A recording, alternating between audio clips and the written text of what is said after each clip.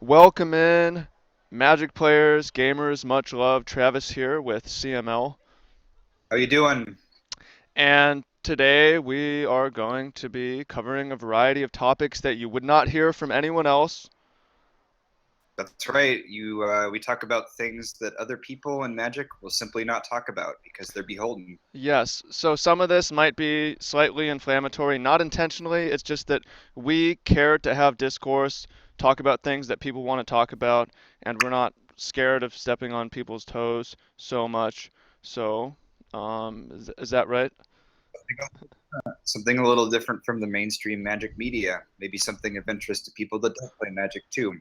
Yeah, yeah, we have ideas and it's going to be fun. So the big umbrella topic that we're going to be covering is corporatization of Magic culture, of Magic content, of content in general, why we have to tiptoe around, why there's a mainstream narrative. So what do you think about this generally?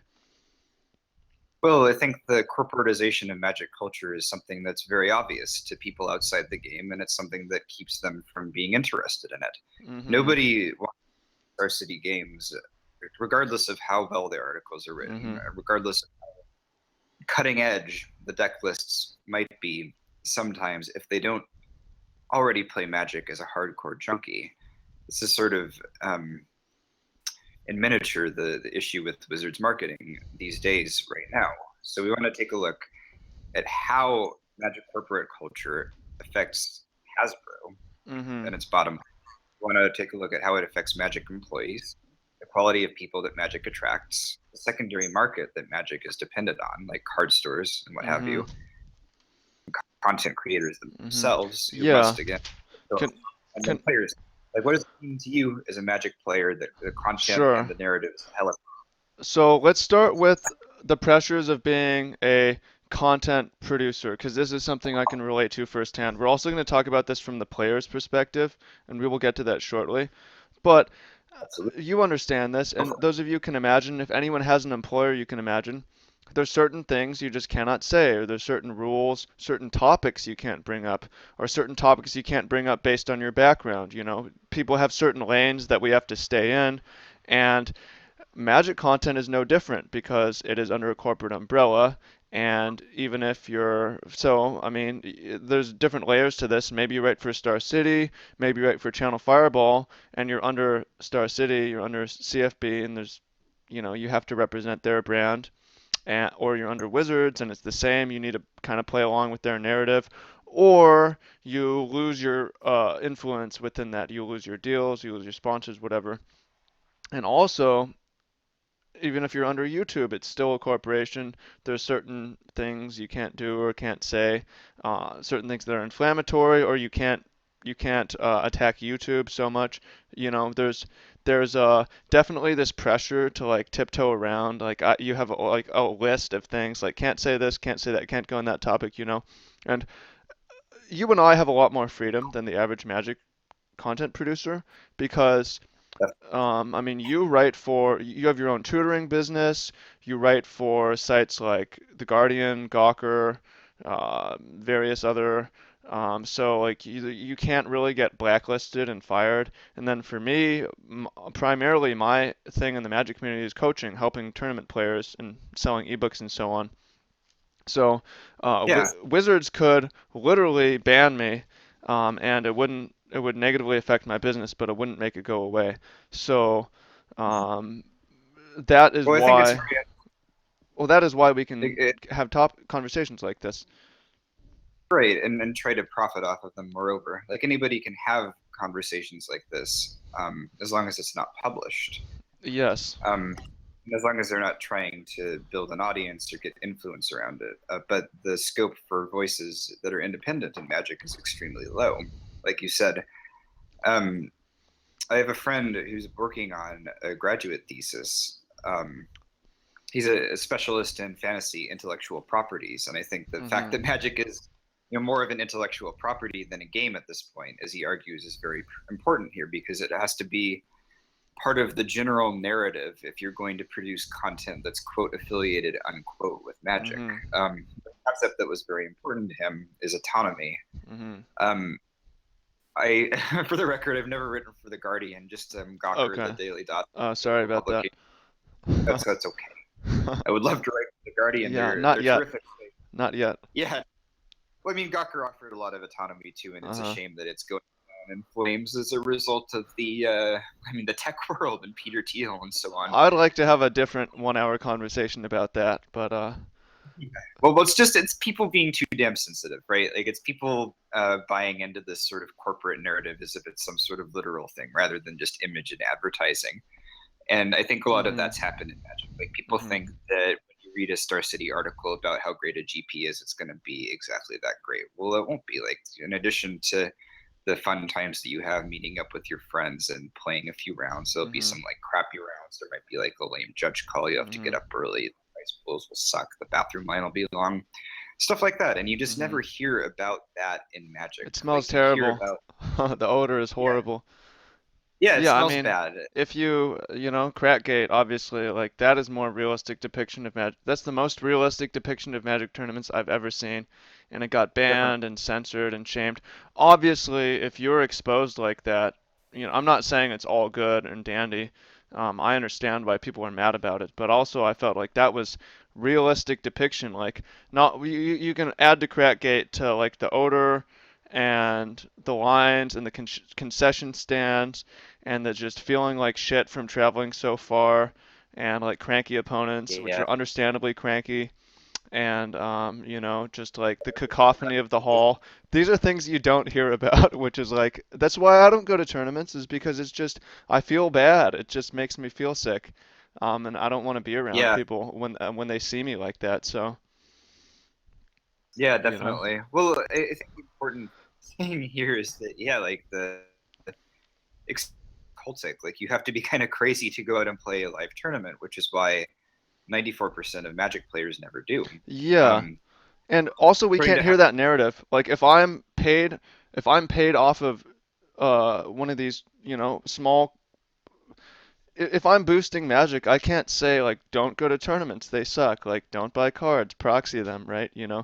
Um, yeah, but well, like I had Frank Lepore very explicitly tell me that the point of my articles on TCG Player was to sell cards. Well, that's all good and well, but maybe we could have like maybe a better way of selling cards would be having more realistic narratives that actually reflected what Magic was like and then made it better because not only do 94% of Magic players never attend a tournament, but literally everybody outside of Magic that sees something like Crack Style knows like, okay, that's what this tournament is like. It's not like yeah, Brad Nelson, Grinder the Brad Nelson story, a ludicrous hagiography by Rich Hagen, a haven't read lame it. booster getting paid enough, or gosh, it's not even like a tournament report, or it's not like people selling up the Pro Tour when really it's just kind of a sad spectacle in comparison to what it could be and what rival products are putting on for the pinnacle of their competitive Hmm. play as well. So, So, so like just really quickly, go. if you actually ban somebody for being controversial, like if you ban Zach Jesse, who's a convicted rapist, people get really, really mad. But if you just silence somebody by making them not write for Magic art or sites Hmm. or taking them out of field or whatever, then people are totally okay with it.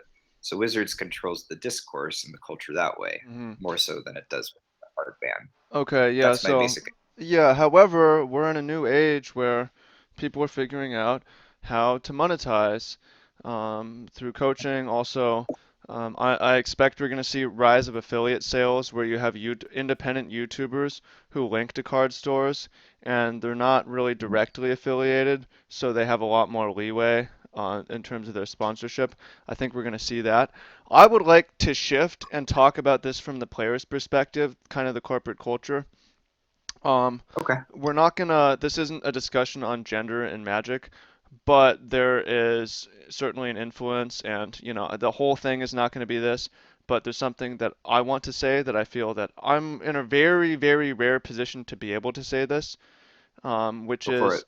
kind of I'd like to stand up for the underclass of kind of nerd men who have just been shamed and trampled by society, and then were attracted by wizards into the game over 20 years, and now are being kind of shamed and trampled within Magic.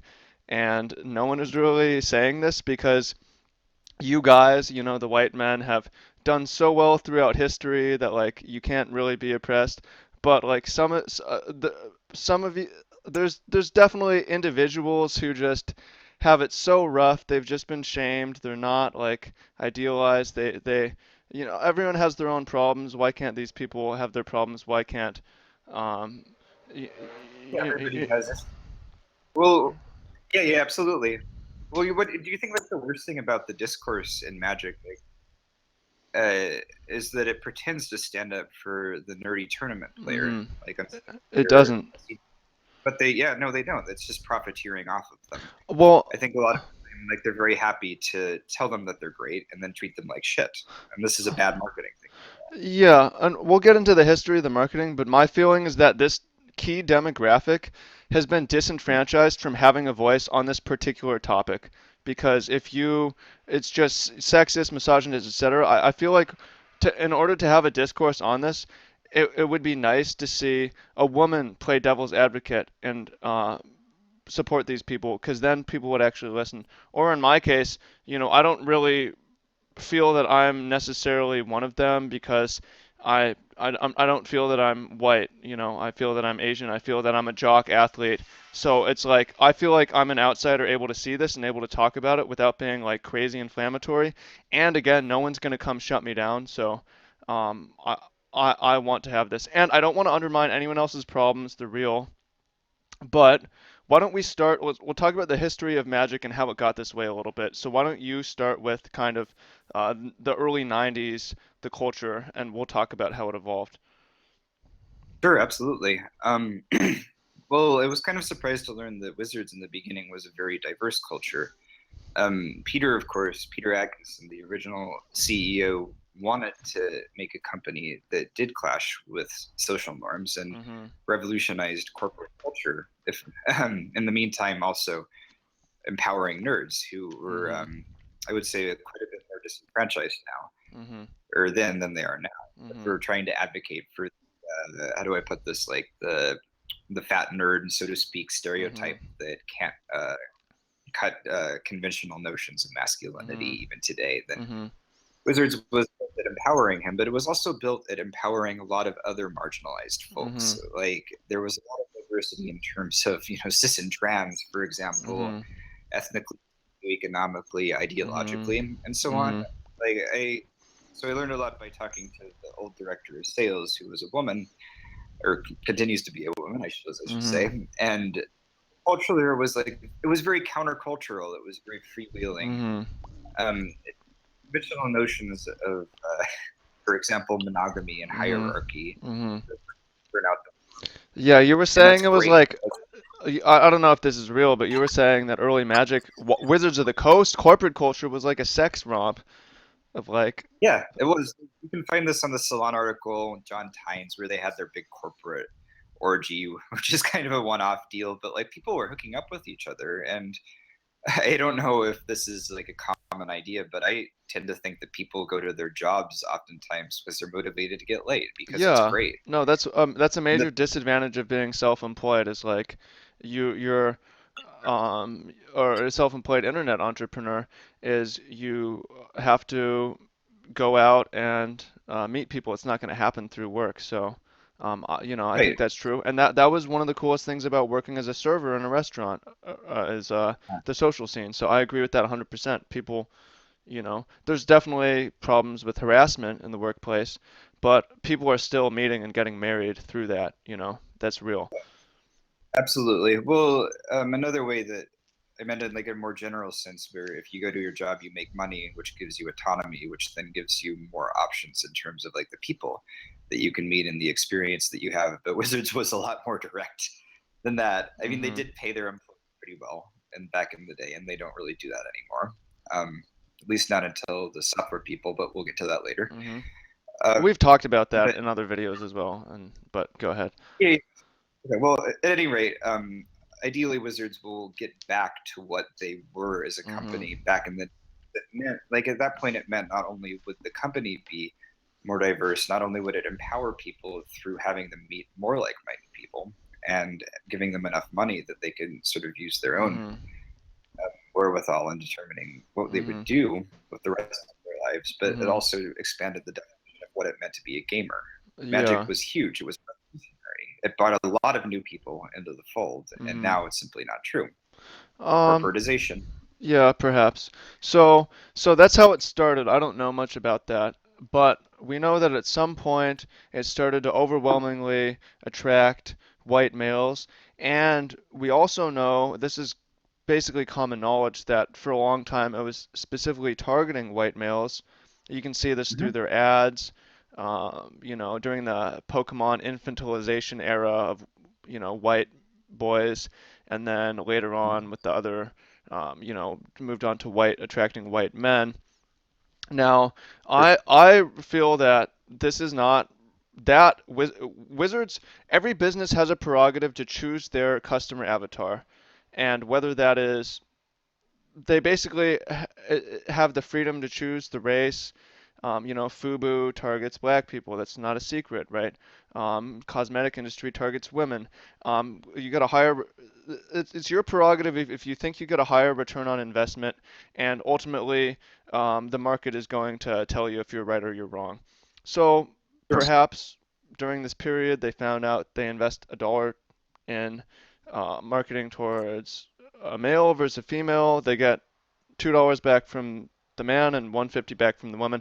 I don't really know. The point is, Wizards made a decision somewhere in here to build a white boys club, and at the Yeah. and I don't feel that that was sexist from them because it was just their business decision and it's their prerogative to do that.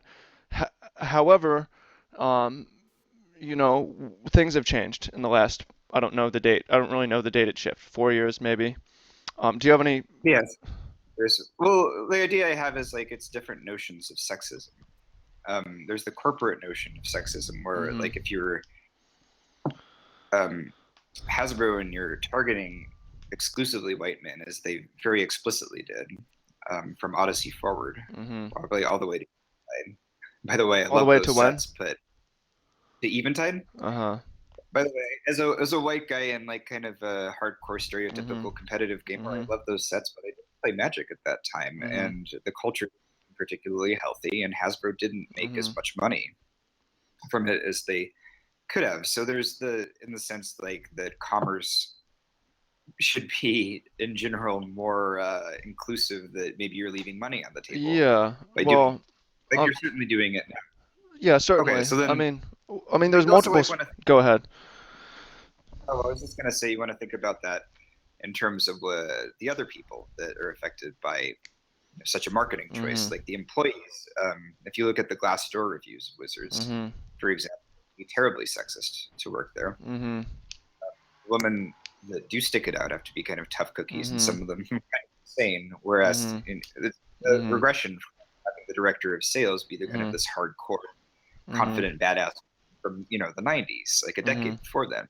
Then you look at it in the secondary market where you have to be very hardcore to show up to a card store as a white person. Like it takes a little bit of insanity. Well, what if they're like a woman of color that isn't a conventional gamer? By the way, important note that Elaine Chase was I don't know if she still is, she was the marketing director during a lot of this period. So, Mhm. I mean, I think that's relevant, like, to know that it wasn't necessarily just a man that was saying we're gonna uh, build a male audience, but it was, a woman had a lot of the input in that. So Yeah, I think that's an important point as well. for sure. I mean, well, just I think it indicates strongly that the corporate culture and the culture of the game were both more exclusionary than they could have been at that point. Mhm. Like, given that Magic was again a product that was from the very beginning Mhm.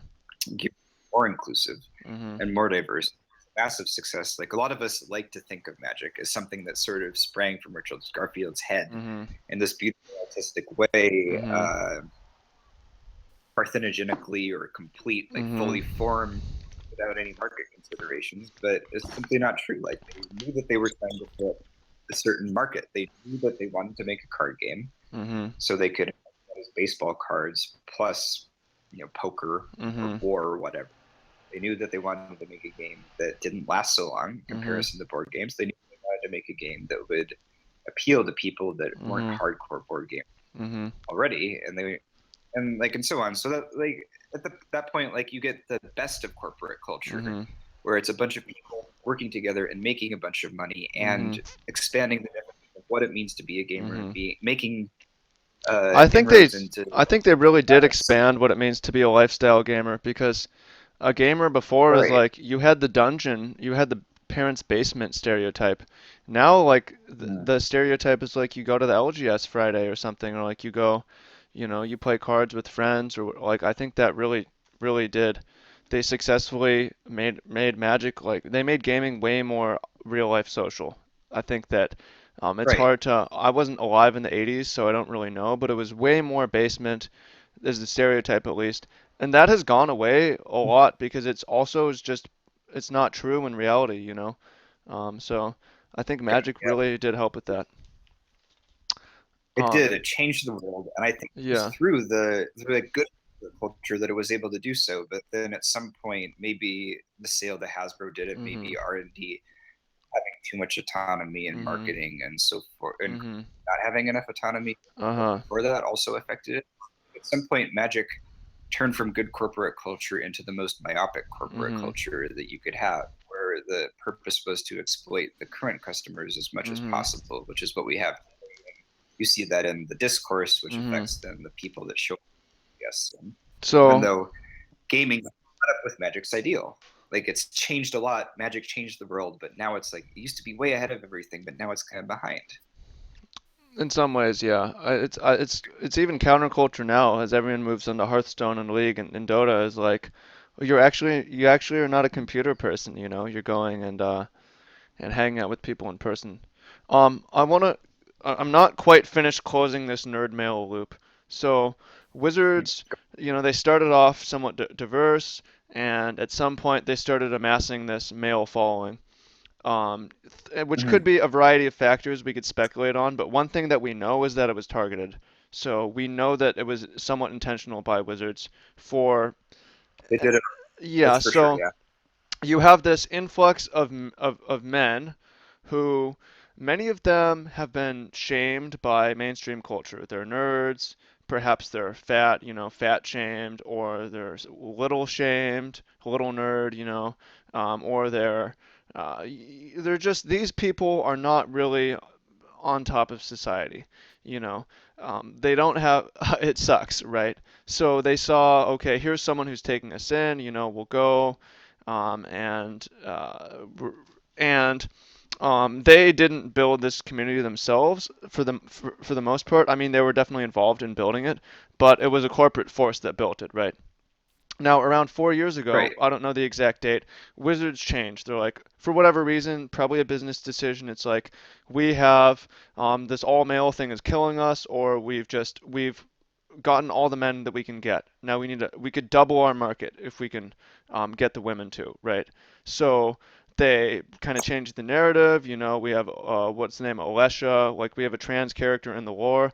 Obviously, they're trying to be more inclusive. Whether this is, I mean, morally good, sure. Like, let's have a more diverse culture. Business decision, this remains to be seen, to be borne out.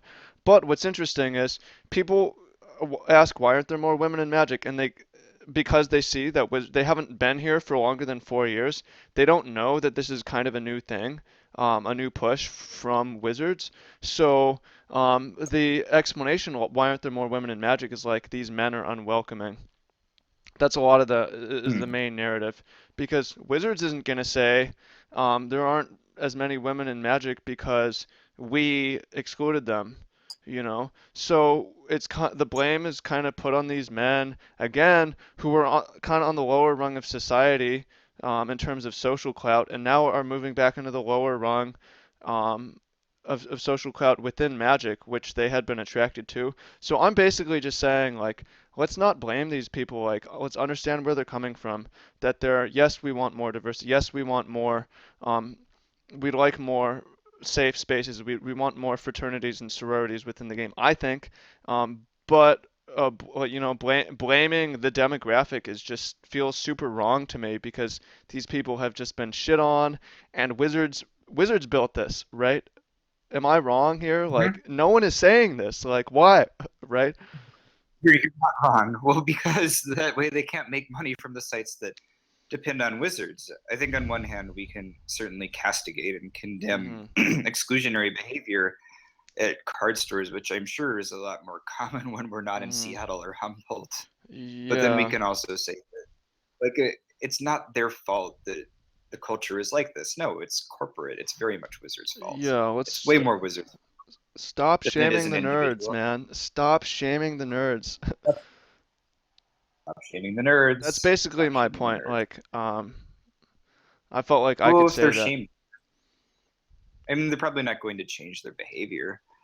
Most likely it's going to be a top-down thing. Like if this is a corporate culture and we're pretending it's not, then not only is one of its defining characteristics the change is going to come from the top down and the little guy can't really change anything, Hmm. but also the little guy will be called upon and it's like his fault that things are a particular way, which is Hmm. simply not true. But see that again reflected in people writing magic articles where they talk about, okay, I could have won this tournament and like I could have been Hmm. successful in life. I just not made these mistakes and so on and so Hmm. forth. It's this self-loathing that's Man, there's a lot of masked as self-loathing, definitely. a lot of self-loathing because magic culture is depressing in a corporate sense. Uh-huh. Like it just um it's that whole blame myself thing when really it's the culture that's at fault writ large. It's the same thing that you see when you walk into a card store and it's just not very welcoming because it's depressing. Let's talk Well, about a lot that of people. welcomingness of the card Well, stores. yes, absolutely. Let So, me make one other point though. go. The card store, so like it is to play in paper and everything, but when you walk up to a magic site, is so to speak, like SCG.com or Channel Hmm. Fireball or TCG or whatever, is a non-magic player like anything other than a hardcore quote spike unquote, then it's equally unwelcoming. It just sucks, And right? it's The noob yeah, shaming. like it's yeah, it's this weird and intimidating and is Yeah. incomprehensible Yeah, to exactly. break into I don't even culture. And understand what I half think these it's people are saying. yeah, like the card store feels like it's on the internet, first of all. So that's the internet in real life, or also that Magic is a paper game, but the discourse is on the internet. And that brings out the worst in everybody because Hmm. we're hypocritical about it. Hmm. So it's I don't know what your experience is with card stores, but like I had a lot of trouble working up the wherewithal to go play it like even at a pre-release, and it's a very confident, relish off gaming experience, Magic Online playing, friend having, not the lowest of the low white guy. Hmm. It took a long time to get in there. Well, what if I don't have like a couple of those characteristics? I How much know. harder is It's. it for anybody? I think the point here is that, I mean, my experience. My brother and I would go together, so we had that. Once he stopped going, I stopped When did going. Huh? right? Because When did it you start? we started going to shops when I was 14, and then stopped going to tournaments about 16, and then I restarted in 18 once I was a bit more confident. But yeah, it was very uncomfortable.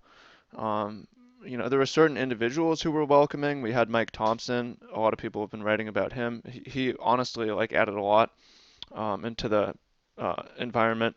But also for me, I don't know. I mean, the racial thing, like I definitely there's Asian men, but there's not a ton of them.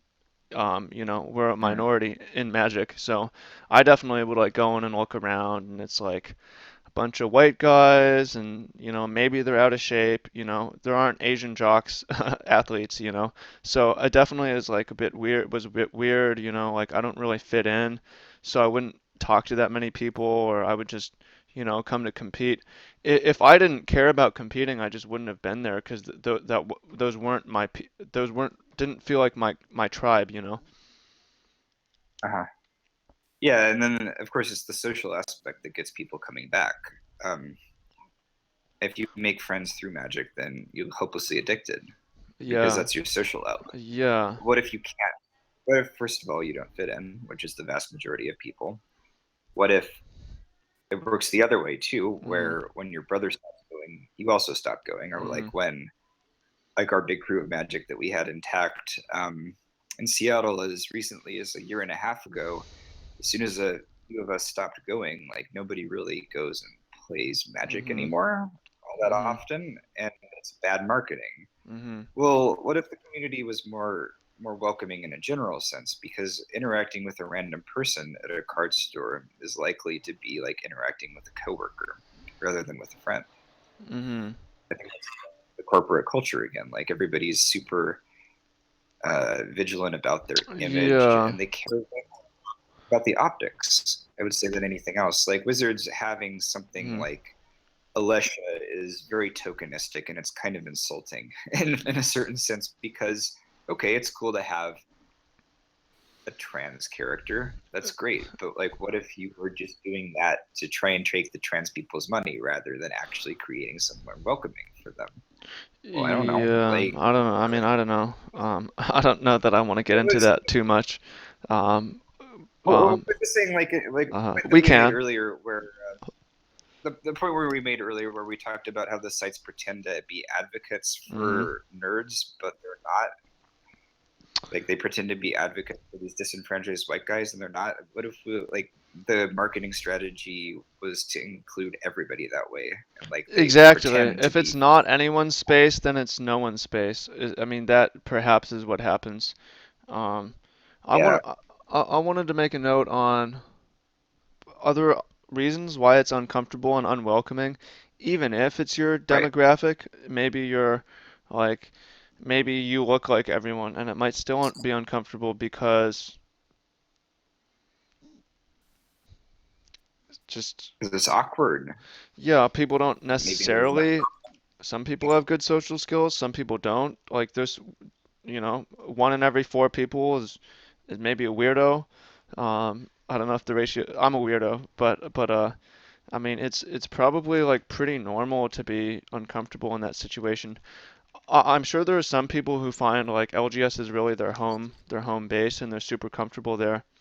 I don't know that I've ever felt that, and I would bet that it's a minority that people are like, a lot of people are like working up kind of the courage to go, and then if it's awkward at all, they're like, I'm not going back. Or you're talking about LPS because it's probably not your home Yeah, base if you're a so dude. let's talk about Ladies Planeswalker Society because I went to my first LPS meet on Saturday, and this That will wasn't. it's interesting, and I'll tell you as a man, I've never been to LPS. I don't know what it is. Lady Planeswalker Society is like, is this for women? What's the goal here? By playing it, am I a lady? And the reason I'm invited is because my land lady, and she has a room here, owns the card shop down the street, and her daughter has started LPS. She also has a room here. So they invited Uh, me, but it was like because it's meant to be inclusive, it's meant to be fun, it's meant to be a safe space for more women. For me, it was like, am I really invited? Like, am I? I definitely asked that them like, okay, Laura invited me, but am I really invited? Am I supposed to be there? Like, what are the rules? Am I gonna microaggress people? Like, I don't want to, fuck up. Like, it's definitely like slightly stressful for me, like whether I'm really there, supposed to be there or not. And then when I went, I found myself like, um, paying attention to the ratio. Like, oh, am I fucking up the ratio? Like, I don't want a woman to come in here and there's more men at Lady Planeswalker Society. Like, do I really belong here? Like, or am I oppressive just by being here? You know. So I had a lot of like issues with that, and I mean, it was fun, and I made it was friends like there. it sounds like hangups that you'd be psychologically strong enough to get over, though. How was the experience in general, though? Like, what Um, was it like? we How was played. interacting with people? Yeah, I mean, there was a cube draft and some two-headed giant, and it was pretty casual. It was like at the Mhm. shop after hours. People were eating and drinking, and it was, like it was definitely It's definitely a lot more fun than your average shop Friday Night Magic. Great. Yeah, without the all the competitive stuff going on and this like aggression to work out. That sounds great. I went to LPS once too. It was pretty chill. It was small, and I sort of wonder if these initiatives are again not the sort of top-down change that we need. Like the history of LPS, I think, is very instructive for Wizards marketing strategies in general. Like I don't want to excoriate LPS or anything. It's Mhm. totally chill. Like it's Mhm. harmless at the very worst, and it's actively beneficial at the best. Uh-huh. But Wizards didn't always see it that way. Uh-huh. Like when it was started, Wizards was afraid of it and said that they couldn't have official support for it, even though the founder was an employee. Mhm. They said, moreover, that the first time that she wanted to speak on a panel at PAX, Mhm. um, that she couldn't do it as an employee. And the second time, moreover, she couldn't do it as anybody that was affiliated with Wizards. She couldn't do it I'll unofficially. tell you why. Uh, That was an issue of the era, right? yeah, It was started in 2011, and that was still when they were like, they don't want to alienate their core audience at the time, which is the white men, and now they just care less because they've opened up. That's my feeling. 2011 was like, and LPS may have contributed to the opening or attempted opening of Magic at the least. the cultural, well, yeah, it's possible. But I think it's more likely that it wasn't so much the era so much as it was Wizards wanting to keep very tight control on a corporate narrative. Like if there is something like LPS, then that suggests that there is a massive issue with Wizards' target demographic, or that Uh-huh. there's something bad about the way they've been doing Yes. business. And Uh-huh. moreover, that they're not doing. It suggests that they're not doing anything about it at a corporate level because somebody had to Yes. make a grassroots thing. Why Uh-huh. it's very Mhm.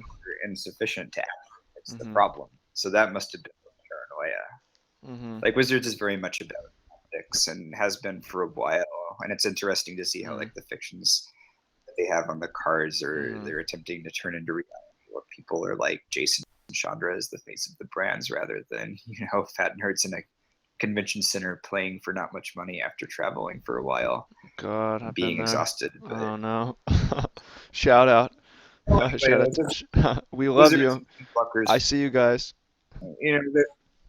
it's kind of like it has official Wizard support now, and that's cool. But I think really the way that they're going to fix the problems is by having a product that has an online component, so women can feel comfortable, or non-conventional gamers can feel comfortable playing it, Mhm. um, and so on and so forth. Like it's a corporate fix. You can fix it by throwing money at it. So maybe the solution is not enough corporate culture is how right now we need some more I don't know. in a I really. broader and So here's a question that I have. This is something. go for it. Say that I'm like an alien or I'm a little kid. I just don't know Mhm. anything about anything. What's the problem with magic culture? Is there a problem? And if so, Problem what with is it? What has the problem been? Like, the what's. well, I say the problem with magic culture is mainly a hypocrisy. It's the fact that we pretend it's not a corporate game, but it's the most corporate game that there ever was, Mhm. really. And so that leads to a bunch of expectation for it. Like we're going to make money from it, unlike in, for example, I don't know, skiing Mhm. or recreational Mhm. basketball. And we're going to think of ourselves as these super cool people who are providing an service to the company while they're doing it. Well, really, it doesn't matter, and so on. I mean, there's a bunch of different issues, but the demographics are all wrong. It pretends that it's ahead of things while actually being behind. It's a revolution, but now it isn't anymore. And I guess the knock on it is that it's expensive, and the unless you're a very specific kind of person, then competitive play won't appeal to you, and it's Mhm. hard to get laid from it because the Uh, mainstream market isn't wrong. Like yeah, man. people Is look at that the this and problem? Is that the can't get laid. problem? It's hard to get laid from Yeah, it. I think That's the problem. yeah, it's part of the problem. So how do you solve that? You I uh, mean, you you make it 50-50, and then people use. But they but throw then so here's my question. Like a closer. From a man's perspective, how do you balance this issue of kind of unspoken and certainly real, like people want to hook up with each other, um, Mm. and you want to get a culture that's conducive to that for your social organizations. Not necessarily just hooking up, but like helping people form lasting relationships, right?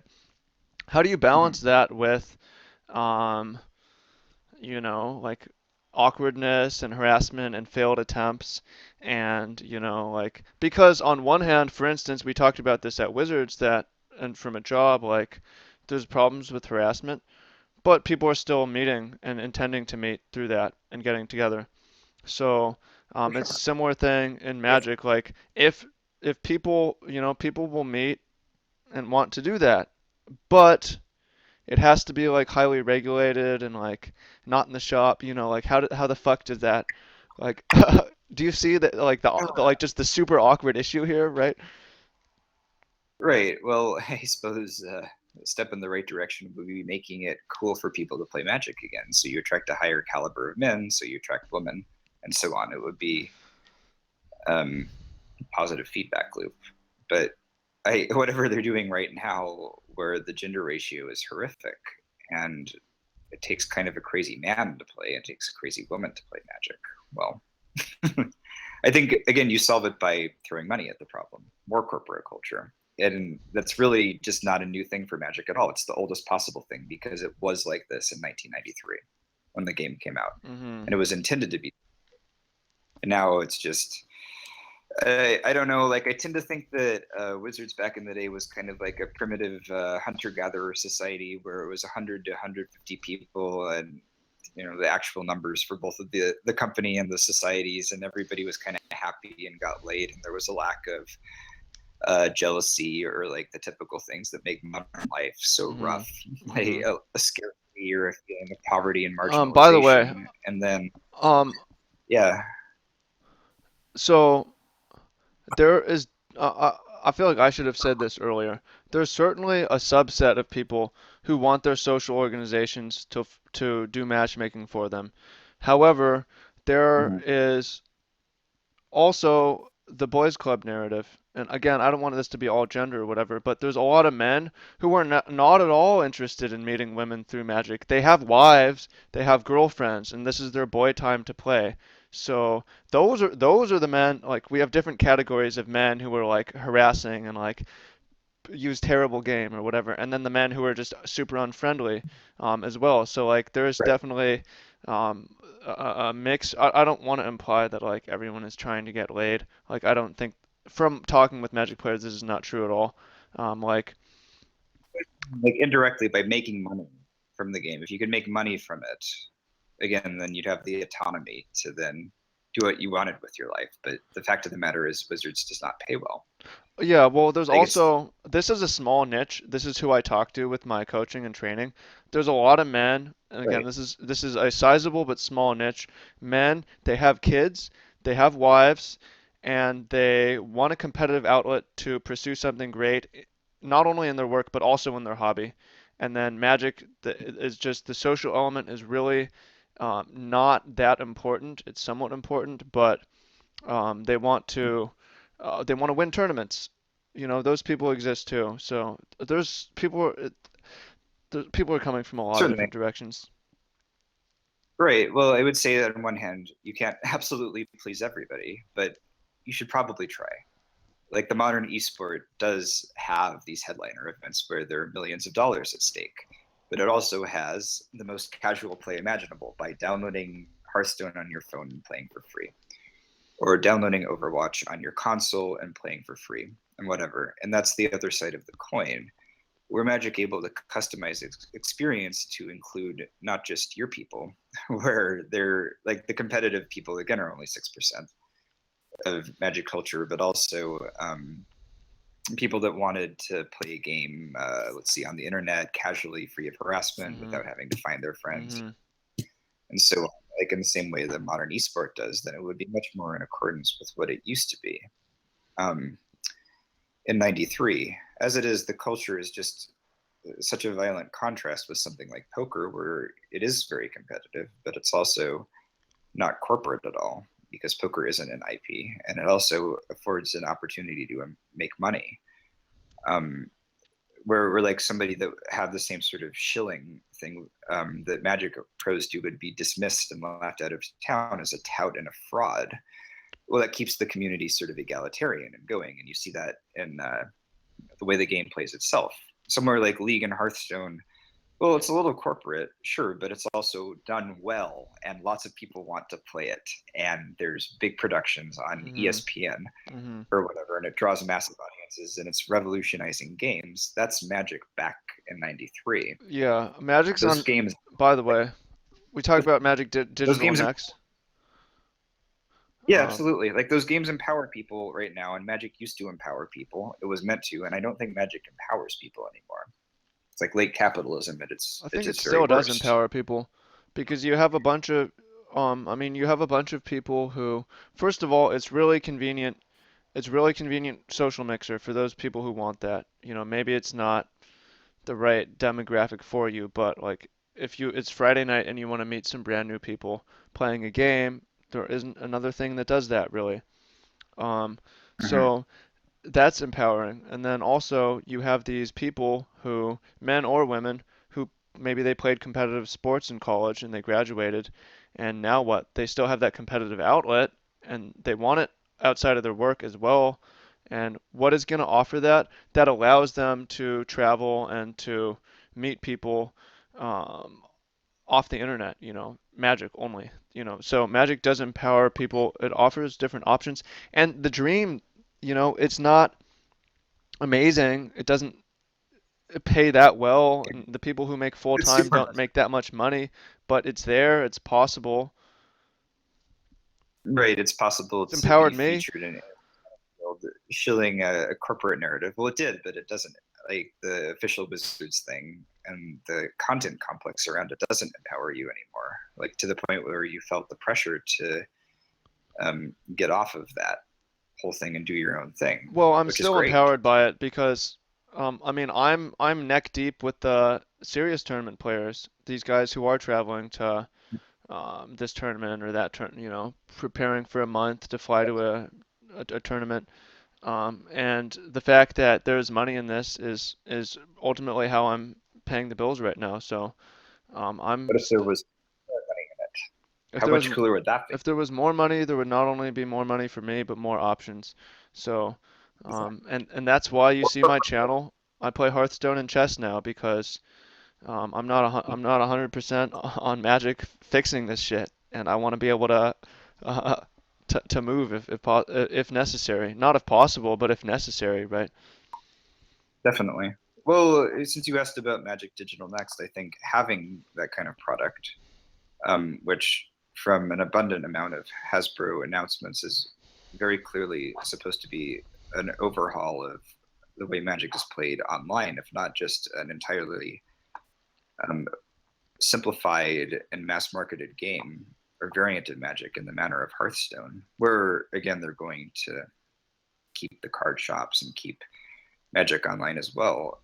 Well, that's a good step in the right direction, but also nobody has covered it. Zero people have covered anything having to do with Magic Digital Next on Star City, Channel Fireball, or TCG, in spite of a bunch of announcements from Hasbro, in spite of like job leads for Magic Digital Next being extremely Why Googleable. is no one talking about it?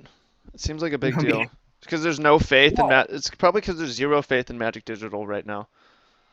yeah, or just like zero faith in in Magic to change its own culture. But you know what I think the issue is that these sites feel that they can't cover it because it falls outside their target demographic of like shilling cards to hardcore junkies already. Either that or they feel threatened by it. Like if the Magic economy is going to get overhauled, even these sites that are somewhat successful that don't really make that much money by poker standards, for Sure. example, could find themselves in fiercer competition.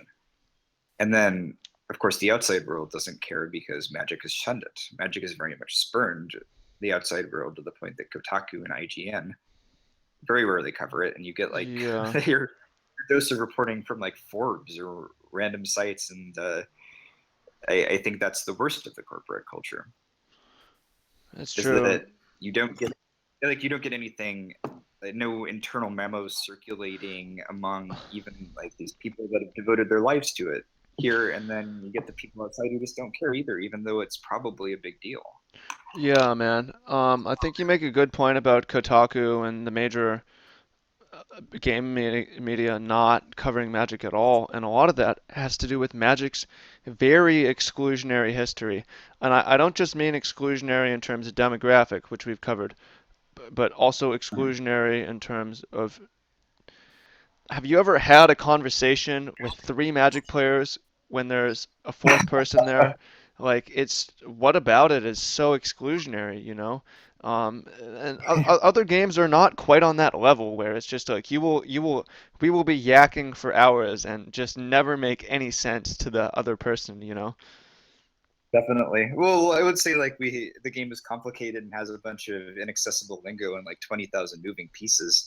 But the reason that we're talking about it for hours is because it's cool and it's really good. Hmm. Like this wouldn't be, I don't think this would be an issue at all. Like corporate mismanagement of Magic wouldn't be an issue at all if we didn't love the game so much and if the game wasn't so goddamn good. It's true. Um, It's a very unique game that's super fun. yeah, like it's a great design. It's immaculate. It's not immaculate. What am I saying? It's like it's got a certain self-correcting mechanism and the rules. Like it's managed very well in a certain sense. But again, it was designed as a corporate game from the get-go. And if it was more of a corporate game, maybe now which it has been doing in the last 8 years with New Hmm. World Order, trying to expand beyond Hmm. the white nerd stereotype Hmm. demographic, Hmm. it would be even better and a better culture. But because as of now, like the disconnect between how good of a game it is and how toxic the culture can be, oftentimes in a corporate sense, the disconnect is part of the issue.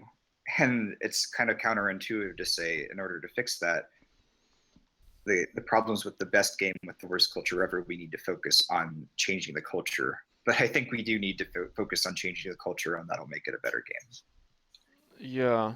I wanna riff very briefly on coverage, like watching it and how exclusionary that is. I watched this clip last night. I was linked from Channel Fireball, Paulo Vitor to like one of the like a famous bluff. The video had like 30,000 or 40,000 views, and I watched the video with the coverage. It was on the Pro Tour. I couldn't figure out what the cards did. I couldn't figure out what the play was. I have been playing for 20 some years and I can't figure out what's going on. And then at the end of the clip, BDM, who's covering it, is like, "Wait, is that what happened to that card? Where did it go? Oh, he must have blocked, right?" And then the comments are all like, "What the fuck?" This like BDM doesn't even know what's going, and I'm like, the gameplay itself is so unwatchable. It's exclusionary to the to the viewer. It's you can be commentating and just like it's like what happened, you know? It Yeah, it's to me it is unfixable the game. It's just I can't watch it. because it's too complicated. I'm not sure I agree because I mean people watch stuff like League, for example, where it's you can't really figure out what's going You see on a lot people of the running time. around at least. There's sprites and Right. animation, Yeah, sound that is effects. true, but I well, like okay, so what if we had the cards that were actually visible because they were That would digital help. objects, and It I would think it would help. help hugely. Yeah.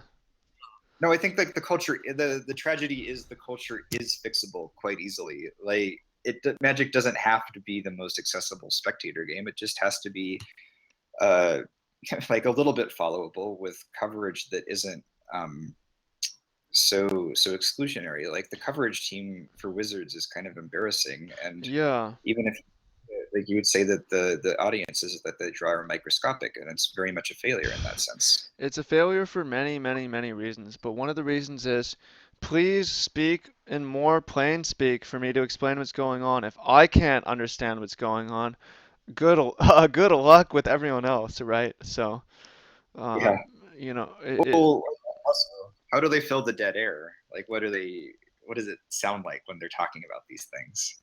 I mean, there's the corporatization. You can't really discuss white boys, money, and lady planeswalkers, you know. So Oh, it's yeah. boring. I mean, it's boring. It goes beyond that though. Like they talk about trying to sell cards or about how cool the new Shadows of Innistrad mythics are, Yeah, it's and just obvious marketing the whole time, right? it's a massive turnoff for anybody that isn't hook, like, and sinker and wizards. Like it's a massive turnoff for you and me. It's a massive turnoff for people that don't play Magic. What do you think about the shoutcasters that do stuff like Hearthstone and League though? They seem to be better from what I've seen. Um, Yeah, they're professional. They're genuinely enthusiastic because there's money in it. All the Magic people are kind of, they're amateurs. They're holdovers from a different era. Again, if we threw more money at it's them, not maybe only more the people. money, but it's the hours. So Magic content, there's not necessarily like a morning crew and a night crew. You can't like it's like an 8 to 10 hour cast. Of course you're falling asleep in the last hour, which is when the top eight is. You know, they need to bring in a whole new cast of commentators then, which is if you watch any other sport and even esports, they're doing this where you don't put someone in the booth for 8 hours. God no. Well, even like Star City does quite a good job of the coverage by and large, I think, and it doesn't particularly matter because it doesn't draw more of an audience. So then you have to ask yourself, what is their objective with organized play in general? Like, why does Wizards have the Pro Tour even? Man, that's a good discussion for um, that we've had that somewhat actually in the Yeah, past. Is there? I well, feel like we've talked. I feel like we've covered a lot. sure. Let's just bring it full circle. So, Historically, like the Pro Tour, when it was made in '96 and mhm. '97, again, was something that actually empowered people, and it attracted like a high level of talent. People like John Finkel go on to do a hedge fund. Mike Long goes on to make $1 million a month doing internet marketing. Kibler makes games across various media. LSV makes games across various media. A lot of these guys, David Williams turned into a professional poker player who got second in the main Now event, he's and on so Top on. Chef. Also, he's on Top Chef now. Well, that's great. That's fucking awesome. Magic genuinely empowered these people, and I feel like it doesn't Yeah, anymore. we Like, haven't. I mean, is that true? That's definitely true. Like, where's the mainstream success in the from guys in the past 5 to 10 years? right, it attracts a smaller demographic, which then it means it attracts a less interesting demographic. It becomes less cool, and then it ends up in like the Pro Tour, paying for small amounts of money and coverage in that sense. Like for it affects everybody. Like that has that for part of the discourse. It has Enter the Battlefield, a video really without an audience for its internal corporate mythology. It has card stores that don't really bring new people into the fold by publishing articles. It has a community of players that is a lot smaller than it could be. It has employees that are underpaid, and it has, by and large, a bottom line that is a lot less good than it could be. Like it succeeds at a fractional marginal result compared to what it could. And it has a bunch of people not realizing that Magic Digital Next, moreover, which is meant to address that, could be very, very important. Well, I'm And hoping for a surprise. I'm hoping that yeah, that happens because bringing it back to 1993 with crazy sales directors with great stories, degenerates traveling the world, and nerds getting into accordance with their true nature and being super happy. If Magic culture can be as good as the game itself is, then we have a lot to be excited about, and I think it can be. What do you think? I'm just thinking about what we said and how we could have ordered it better, but I hope people watched the whole thing and got to hear. Absolutely, we probably buried the lead, but more fun stuff to say anyway. I also feel that we raised more questions than provided answers, so I would like to know what you think, what you agree or disagree with, or alternate perspectives. And let's have a discussion and not shut it Yeah, down with keep the shaming. I'm sorry if I inadvertently shamed people by repeating language, but I think that this seems like a good conversation that people need to have, that people want to hear. feel feel free to shame me. It's super cool. Like I don't care about my image because I'm outside the corporate thing. Feel free to disagree with me too. Hmm. Like let's get the discourse going and wrestle with issues of our own biases in life, which magic as a game makes us do, but magic culture almost makes us step away from. Hmm. All right. So let us Yeah, see y'all in the question comment. yeah, CMLrights.com. rights.com. CML is awesome on Twitter, and I have my book, A Brief History of Magic Cards, coming out in card stores Hmm. and bookstores and as a Kindle single in the next month or so. Hmm. Check it out. And Excerpts. yeah, we'll have links to that in the comments. So thank you all so much. Take Super awesome. care. Have a nice Take care and much love.